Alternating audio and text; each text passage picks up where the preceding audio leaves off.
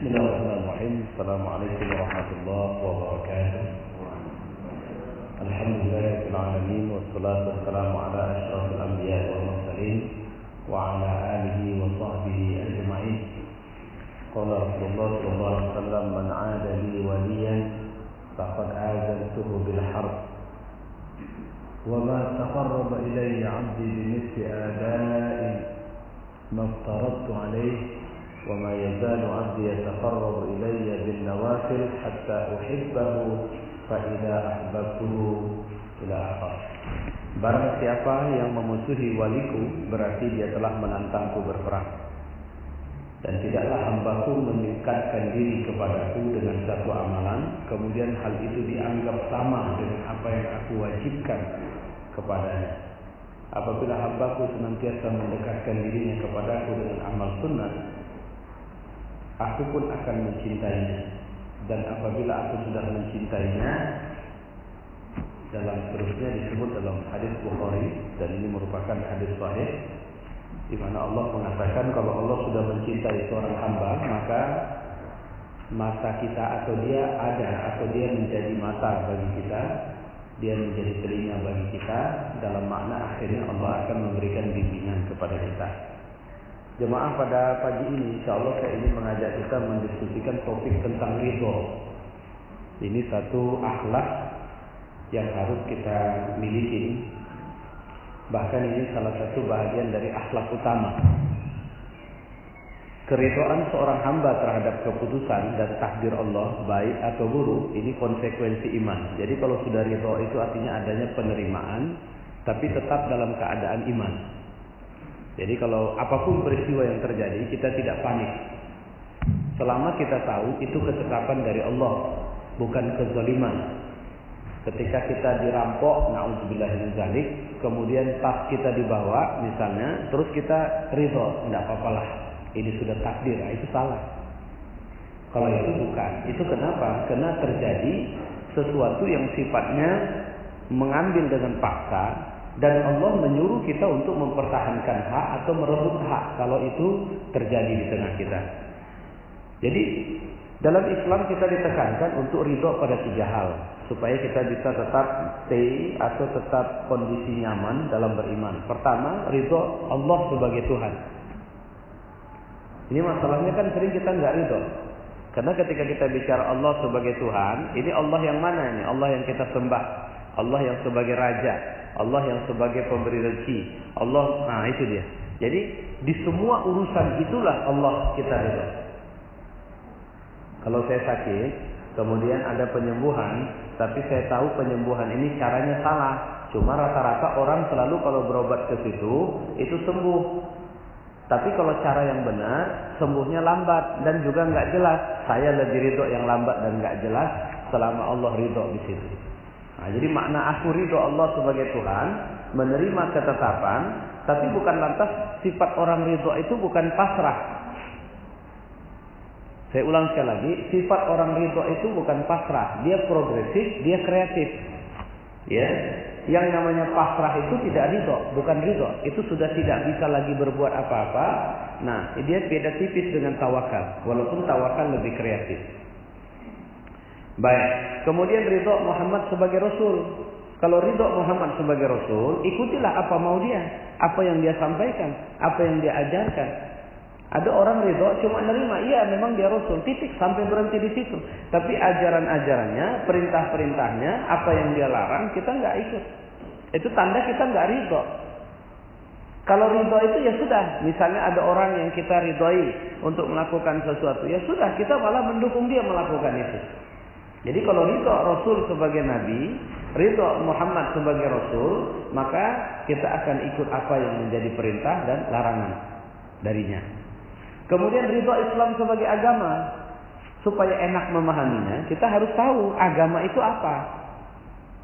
Oleh sekelompok orang, agama itu cuma syarat untuk bisa dapat surga secara individual. Agama nggak ngurusin cari makan, agama nggak ngurusin berpolitik. Bahkan di negeri ini sampai mulut presiden sempat kepleset, pisahkan agama dengan politik. Walaupun kabarnya dia sudah luruskan, tapi tidak begitu. Agama adalah pedoman hidup. Hidup apa? Hidup dalam semua urusan. Kalau kita tidur, ikut aturan agama. Kalau kita bangun, ikut aturan agama. Nah, itu yang harus kita pahami dengan makna ridho. Baik, ini saya ambil dari buku besar, tapi sayangnya kayaknya di Medan belum ada. Bapak boleh cari online atau pas kalau nanti ke Jakarta boleh cari. Ini buku bagus sekali. Ya, Ensiklopedia Muhammad. Bicara tentang akhlak. Jadi akhlak Nabi, jadi ini pedomannya ada beberapa item akhlak yang kemudian dihubungkan dengan kepribadian Rasulullah SAW. Ridho adalah salah satu buah rasa cinta dan kemuliaan tertinggi bagi hamba yang senantiasa dekat dengan Allah. Jadi setelah ada cinta baru datang ridho. Kalau pasrah kan tidak ridho itu. Karena pasrah orang belum cinta. Kadang pasrah itu artinya tidak berdaya. Dia bukan datang dari cinta. Beda kalau ridho itu datang dari cinta. Sehingga akibatnya seorang itu tidak lagi melakukan perlawanan. Dia sudah lulut kalau bahasa orang Jawa. Dia sudah ikut, dia sudah nerima. Sudah ada bersinergi chemistry-nya, sudah nyambung. Sehingga dia tidak lagi melihat tampilan zahir. Ketika tampilan zahir itu memang tidak pas. Karena dia lebih terhubung secara psikis. Sehingga unik. Kenapa Bilal bin Rabah tega mau disiksa oleh majikannya padahal sudah ditawari dengan kemerdekaan fisik? Karena dia sudah ridha Allah sebagai Tuhan, Islam sebagai agama. Dengan begitu, apapun resikonya dia sudah siap. Ini saya bulan puasa ini karena saya ridha sama Allah nih. Kemudian lagi sedang bulan puasa, datang tawaran-tawaran untuk mendapat rezeki yang jelas-jelas haram, tapi aman. Jadi haram tapi aman. Kira-kira aman artinya dari sangkaan hukum. Nah, pertanyaannya, seorang yang ridho, tadi mungkin saya ada dengar ibu yang buka video anak Palestina yang ditanya tentang negara Israel. Tidak ada satupun yang mau jawab Israel itu negara. Sampai dipujuk, apa ibu kota Israel? Ditanya pelan-pelan, dipujuk, dan kalau mau bisa jawab dikasih hadiah. Dia bilang apa? Kau kasih hadiah berapapun, aku tidak akan jawab. Kenapa? Israel itu nggak ada. Itu orang Israel di sini, itu penjajah. Dia rampas tanah kita. Jadi Yerusalem itu ibu kota kita. Al-Quds itu ibu kota kita. Lihat betapa teguhnya. Hadiah apapun dia tidak mau. Nah, itu bab ridho. Ya. Baik. Ridho adalah pintu yang paling agung. Tempat merenung bagi orang arif dan juga surga dunia. Karena kalau sudah ridho, itu orang turun dari mobil mewah, dia turun dari angkot. Yang angkotnya baru mogok sekian kali selama dalam perjalanan, dia nggak kehilangan senyum. Kira-kira begitu. Jadi orang kalau sudah ridho, sudah memiliki akhlak ridho ini harta yang nggak bisa dibeli dimanapun ini. Ya, di saat orang dengan bangga pakai baju mewah, dengan harga yang mahal, dengan kualitas yang bagus, dia hanya pakai baju biasa-biasa saja, tidak ada masalah. Dulu Umar bin Khattab itu pernah khutbah. Dihitung orang itu. Jadi pakai baju yang bajunya ada tambalan. Tambalannya dihitung orang. Jumlahnya 14 tambalan. Tapi ini presiden. Presiden ini tidak merasa terhina karena pakai baju tambalan. Di Indonesia pernah ada Perdana Menteri. Yang dia baju dinasnya, safarinya, jasnya itu ada tambalan. Itulah Muhammad Nasir. Seorang pahlawan yang nggak dianggap pahlawan oleh pemerintah sampai sekarang. Padahal dia punya sejarah ikut serta membela, membesarkan Indonesia. Tapi nggak dianggap pahlawan. Ini unik. Kenapa? Karena dia dikenal sebagai tokoh Islam yang cukup tegas. Ya, jadi banyak tokoh-tokoh Muslim kita itu yang nggak masuk dalam daftar pahlawan itu. Tapi tidak ada masalah. Karena sama mereka, dunia ini hanya laluan dan kemudian kita melakukan kebajikan di dunia ini, nggak ada yang lain. Jadi ridho Allah sebagai tujuan, ridho Nabi sebagai Rasul, Muhammad sebagai Nabi dan Rasul, ridho. Sehingga kalau Allah bilang puasa, saya puasa. Puasa apa? Mata saya puasa, telinga saya puasa, mulut saya puasa dan semuanya. Baik. Kemudian definisinya apa ini sebenarnya? Ar-Raghib berpendapat bahwa maksud ridho adalah dia tidak membenci apa yang telah Allah putuskan sama dia. Dia pagi setelah subuh dia keluar, kemudian pulang malam, tapi rezekinya tidak lebih banyak dari tetangganya. Tetangganya jam 10 pagi baru keluar atau jam 11 pagi. Nanti cuma 1 jam keluar sudah masuk rumah lagi. Rumahnya lebih besar, mobilnya ada dan sebagainya. Enggak ada sakit hatinya, enggak ada cemburunya, enggak ada. Kenapa? Karena dia sudah ridho di sini. Apa yang telah diputuskan Allah. Jika dia senantiasa melaksanakan perintahnya dan meninggalkan larangan. Jadi kata kunci, jika kita sudah menjalankan apa yang Allah suruh, meninggalkan apa yang Allah larang, tapi kemudian rezeki kita tidak lebih banyak dari rezekinya orang kafir atau orang-orang lain, kita enggak gerusa-gerusu. Bapak udah sekian tahun kerja, kawan sudah pakai mobil, bapak masih naik sepeda motor. Terus kawan bilang apa? Makanya pintar-pintar, kita enggak lama di sini. Orang ada peluang dan sebagainya, bla bla bla bla bla. Kita kenapa? Kita enggak mau. Kenapa masalahnya? Karena kita fokus sama Allah. Kalau fokus sama Allah, jika cuma dunia enggak ada akhirat, kita mau. Tapi ada akhirat, dan Allah di akhirat pasti marah dengan perilaku ini. Enggak masalah. Orang saya enggak kebalik kok ke wali saya. Saya pernah cerita sama bapak-bapak. Saya punya pengalaman banyak. Ketika orang mengira saya bisa punya jabatan, tapi saya tidak punya jabatan misalnya. Secara fungsional saya tetap akan menjalankan peran-peran saya. Kenapa? Karena saya nggak mati kok kalau nggak ada jabatan. Saya kemudian nggak terhina kalau kemudian saya tidak punya kedudukan. Kecuali saya melakukan kemaksiatan, saya melakukan ketidakbenaran, yang kemudian orang melecehkan saya, itu baru, itu yang layak disedihkan. Lantas kemudian ada makanan itu sudah diletakkan di meja saya. Kemarin Ramadan juga begitu. Jadi buka puasa nggak sempat ada makan-makan, cuma minum saja. Terus seseorang meletakkan makanan di atas meja dan itu diperuntukkan kepada saya. Pada saat itu datanglah seorang teman dan kemudian dia belum berbuka. Saya kasih, nak ambil. Kenapa? Karena ada sebuah keyakinan bahwa bisa jadi, bahwa itu bukan rezeki kita, rezeki dia. Walaupun dalam hati saya pingin kali, jujur, saya pingin kali waktu itu memakan itu. Ya, dia ambil saja dan dia langsung makan, dia bawa pergi. Tidak ada bilang terima kasih, tidak ada bilang ini, tidak masalah. Kenapa? Karena satu titik kita harus bisa memahami itu rezeki dia. Enak kali kalau kita bisa menatap atau bisa mendrive hidup kita dengan cara seperti ini. Ya, baik. Macam-macam ridho. Ibnu Taimiyah mengatakan siapapun yang menekuni apa yang diridhoi oleh Allah, seperti melakukan segala perintah dan menjauhi larangan, terlebih lagi apabila dia menunaikan hal yang wajib dan dianjurkan, Allah akan meridhoinya. Jadi kalau mau diridhoin Allah, lakukan hal-hal yang Allah suruh sama kita. Allah ridho sama kita. Jangan lakukan hal yang tidak Allah suruh. Allah enggak mungkin pelit, Allah tidak bakhil, Allah sangat pemurah. Tapi rezeki saya sedikit. Rezeki mana? Kadang-kadang yang kita bilang rezeki itu adalah duit yang kita ambil kemudian kita simpan. Sebenarnya ketika duit itu disimpan, punya kita enggak itu? Kalau ceritanya sampai meninggal tersimpan terus, kan enggak punya kita itu. Rezeki yang kita maksud, yang dimaksud, yang dikasih Allah sama kita, rezeki yang bisa buat kita bertahan, bisa kerja dalam hidup. Kalau orang sudah ridho seperti ini, satu kurma bisa buat dia kenyang. Tapi kalau dia tidak ridho, misalnya ada orang yang dia ridho sama Allah, kegiatannya banyak, sehingga tidurnya yang 5 menit saja, itu kualitasnya tidur 1 malam. Ada orang yang tidur 1 malam, nggak bisa. Begitu bangun kepala sakit dan semuanya. Kenapa? Karena dia hanya mikirin tidur.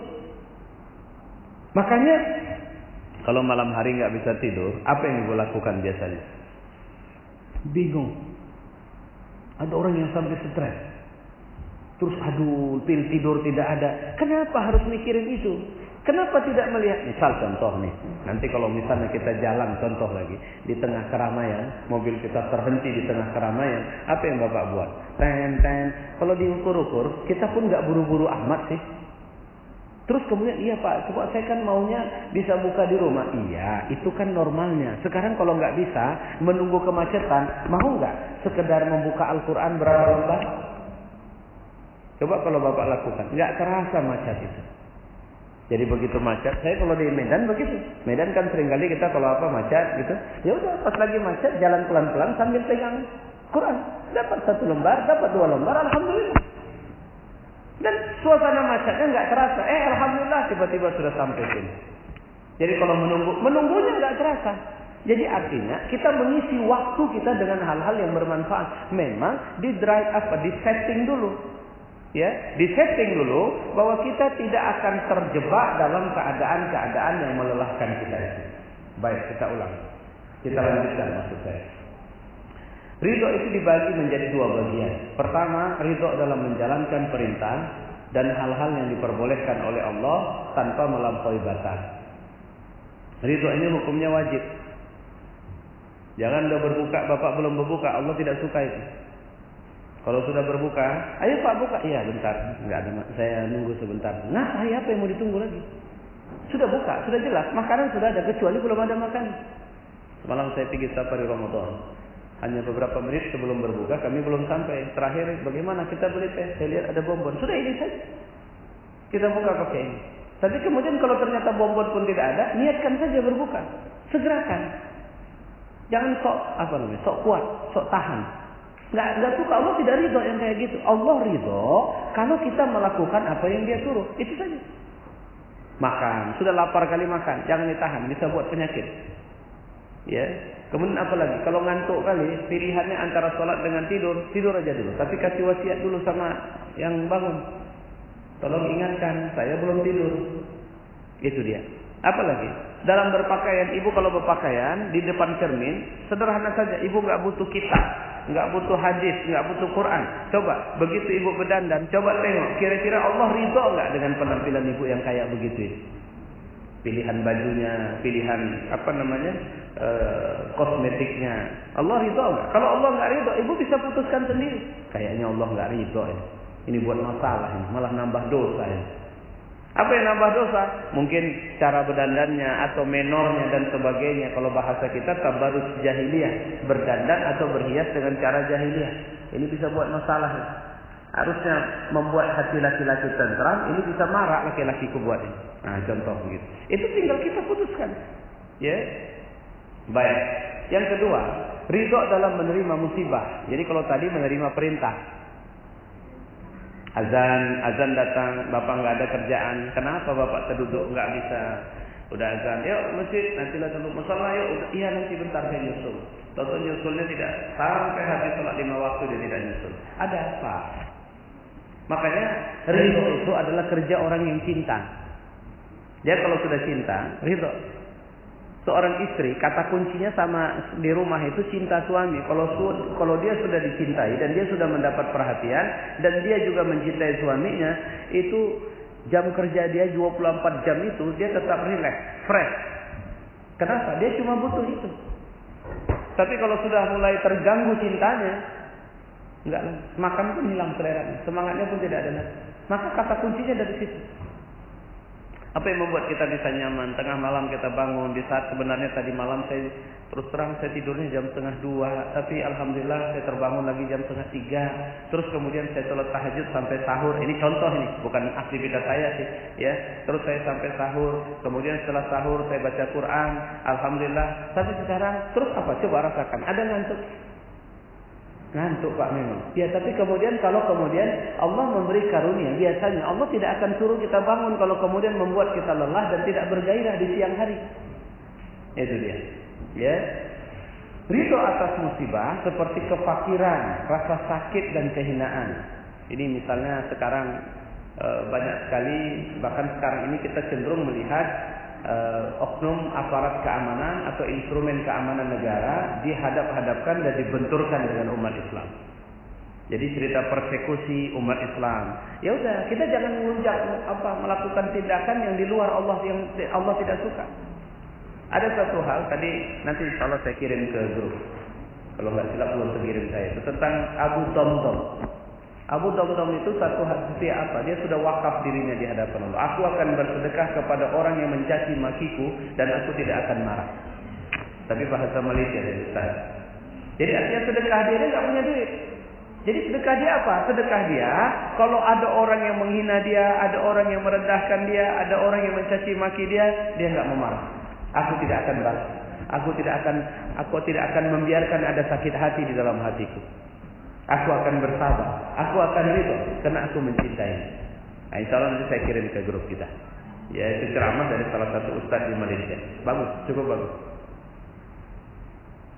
Baik, Ibnul Jauzi, bukan.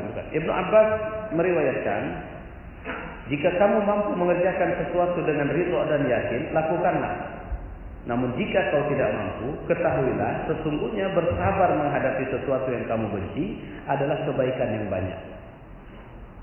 Coba, tadi saya bilang di tengah kemacetan, ibu ini mau buka bersama, ibu mesti di posisi macet, yang kalau pertimbangan rasional, ini kayaknya nggak nyampe, ini nggak sempat aku nyampe.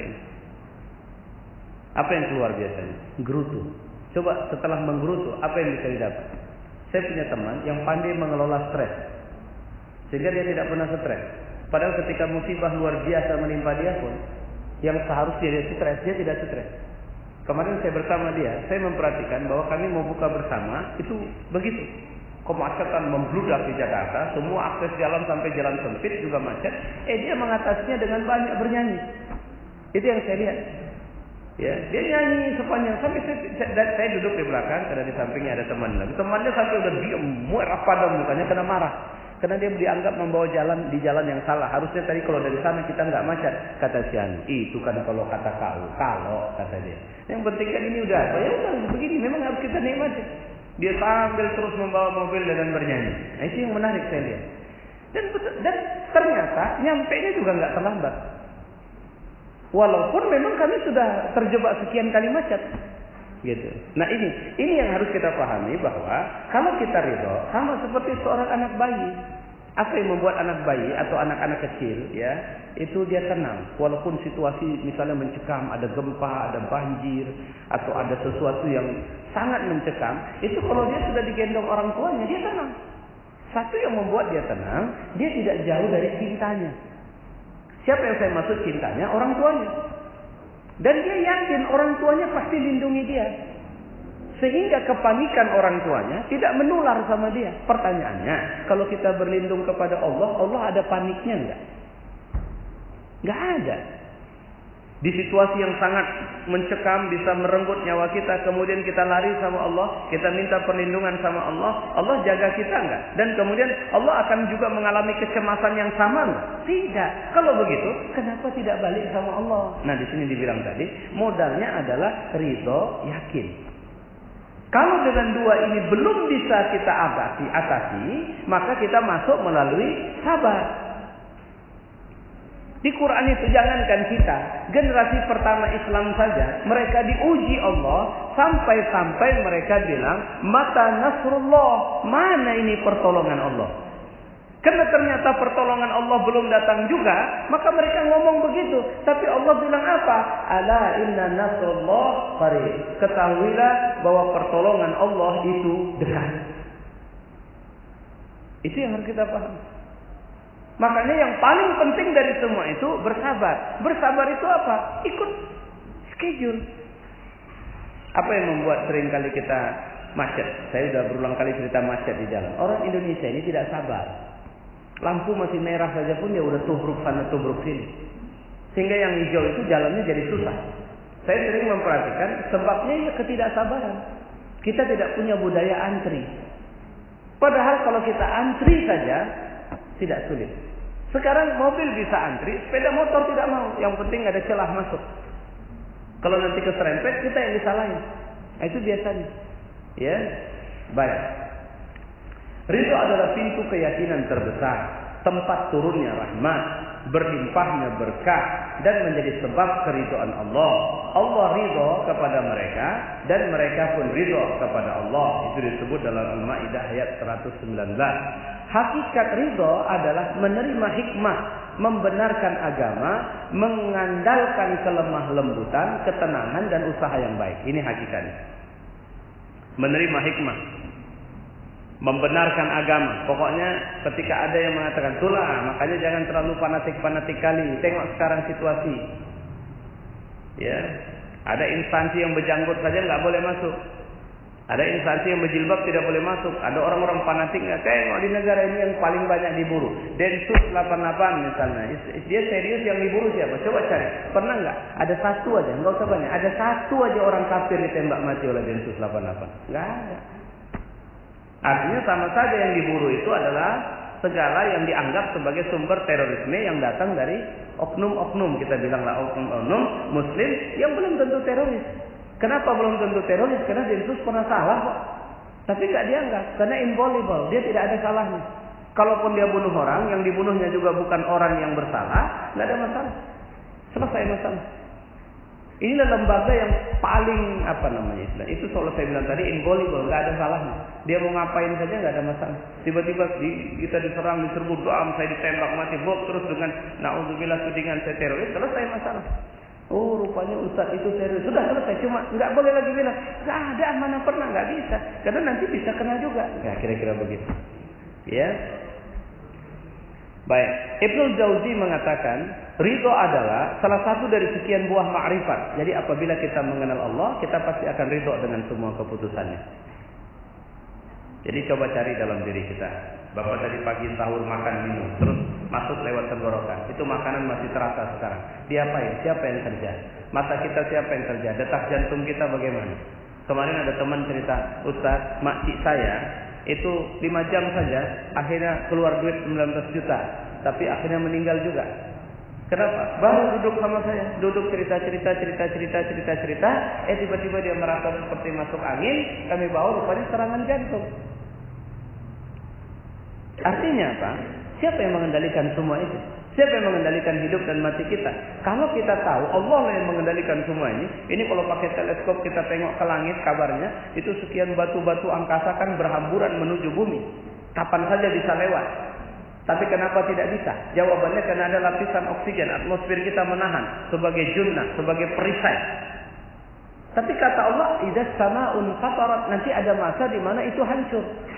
Sehingga begitu terlepas, tidak atmosfer kita sudah mulai rusak, maka benda-benda angkasa itu akan menghantam bumi. Apa kejadiannya bagi bumi? Apa yang membuat kita aman sekarang mengaji? Kenapa kita begitu yakin bahwa ruangan ini cukup aman bagi kita? Kenapa rumah yang kita bangun, gedung? Nah semua itu kalau kita pelajari lebih jauh, kita ma'rifat lebih jauh, membuat kita akhirnya ridha dengan semua keputusan Allah sama kita. Siapa bilang orang kaya nggak pernah sakit? Ada. Tiba-tiba saja presiden diisukan dia sedang sakit, dia berobat. Oh ini diagnosa harian, ini memang rutin dan sebagainya. Wapres kira-kira. Tapi ternyata orang jadi presiden juga masih ada sakitnya. Kira-kira begitu. Kenapa? Itu karakter asli manusia. Sakit itu bukan karena kita tinggal di luar. Ternyata banyak itu gelandangan-gelandangan yang nggak pernah kelihatan sakit, malah sehat-sehat saja. Orang gila yang sampai nggak pernah mandi. Nggak mandi. Penyakit kalau diambil dari taruh mikroskop, mungkin penyakit semua dari ujung rambut sampai ujung kaki. Bakteri apa semua ada di situ. Tapi sehat. Nggak pakai baju. Rata-rata kan kalau gelandangan atau cakap orang gila yang di pinggir jalan itu rata-rata nggak berbaju itu. Tapi sehat-sehat semua. Makanya nasi basi kadang apa yang kotor-kotor dimakan. Kalaupun sekali-sekali pergi ke warung, orang warung ngasih nasi pun bukan ngasih dengan ridho, asal dia cepat pergi saja. Coba bayangin, bagaimana Allah menjaga dia. Dan kita yang tiap hari mandi, tiap hari gosok gigi, masih sakit gigi. Kok bisa? Kadang dokter tak buka praktek. Kenapa? Dokter gigi nggak buka praktek. Kenapa? Lagi sakit gigi. Kenapa bisa terjadi? Nah itu yang harus kita pahami. Ya. Terkadang ada keputusan yang pahit, tapi itu manis apabila dirasakan dengan ridho. Ya, seorang ibu anaknya meninggal dalam perang sampai 4, dia senyum, alhamdulillah, aku punya junnah, aku punya perisai, aku punya hujah nanti di hadapan Allah bahwa anak-anakku adalah anak-anak yang dia itu dekat kepada Allah dan dia mati sebagai syahid. Di Pantai Labu, saya tidak tahu di mana, ada pesantren namanya Ar-Raudhah atau Ar-Ridho. Kalau nggak silap saya Ar-Raudhah. Di pesantren itu anak-anak ada nggak banyak sih, 20-an orang. Salah satu yang fenomenal menurut saya ada seorang anak namanya Hasan Basri, umurnya 10 tahun sekarang. Saya kenal dia waktu dia berumur 8 tahun.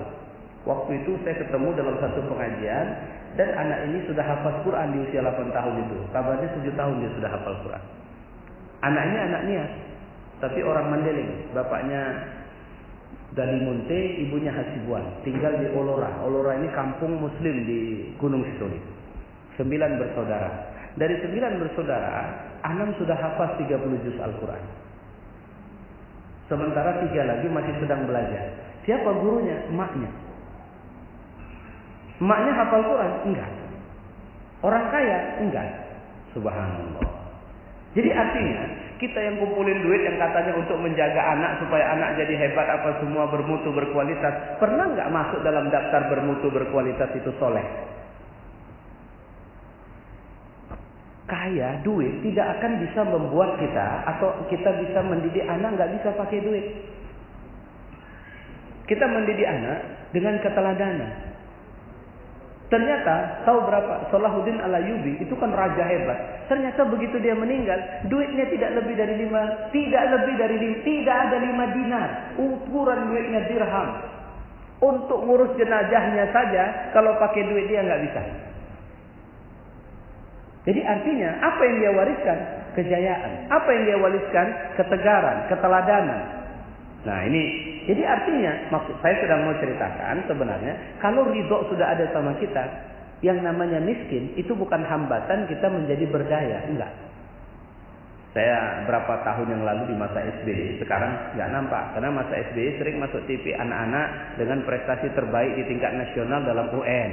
Kalau sekarang kan plagiat diundang ke istana. Ya, jadi ada anak yang tulisan orang dibuat menjadi tulisan dia, dirubahnya setiap tahun, di bawahnya dibuat nama dia, terus dia klaim itu tulisan dia.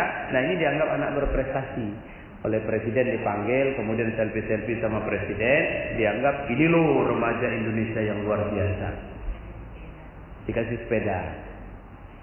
Sementara ada anak yang berprestasi nggak dianggap. Nah tapi coba saya mau bilang saja satu hal saja, bahwa rata-rata anak yang berprestasi itu mereka tidak dibesarkan oleh orang tua yang kaya. Jika saja mereka dibesarkan orang tua yang kaya, belum tentu mereka seperti itu. Jadi apa yang membuat orang tuanya akhirnya berdaya dan dia berdaya? Jawabannya satu, ridho. Kalau sudah ridho, kita akan bisa. Misalnya, na'udzubillah, kita naik lift, kemudian terhenti tiba-tiba lift di sana. Minta saja kepada Allah, ya Allah, ini makhlukmu. Ya takut sih ada. Siapa sih yang nggak punya rasa takut? Tiba-tiba lift nanti jatuh, aduh gimana ini? Tapi tetap tenang, bukan tidak mungkin ini ujian dari Allah dan sebagainya, sehingga kita berupaya untuk berhubungan keluar. Nah, kira-kira begitu. Ya, Bapak Ibu saudara-saudara, ini panjang cerita ridho ini nanti.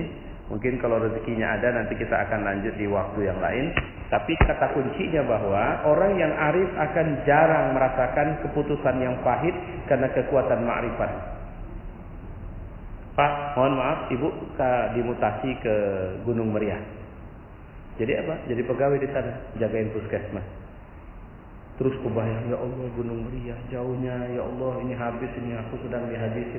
Berapa banyak di negeri ini pejabat yang tiba-tiba mencuat ketika sebelumnya dia dicampakkan ke tempat yang memang tidak satu dua yang begitu. Tito Karnavian itu Kapolri yang dulu sempat, kalau bahasa kita, nyelungsep di Papua sana. Bukan Kapolda, tapi jadi semacam pejabat. Kalau di sana kan kira-kiranya udah nggak dianggap ya.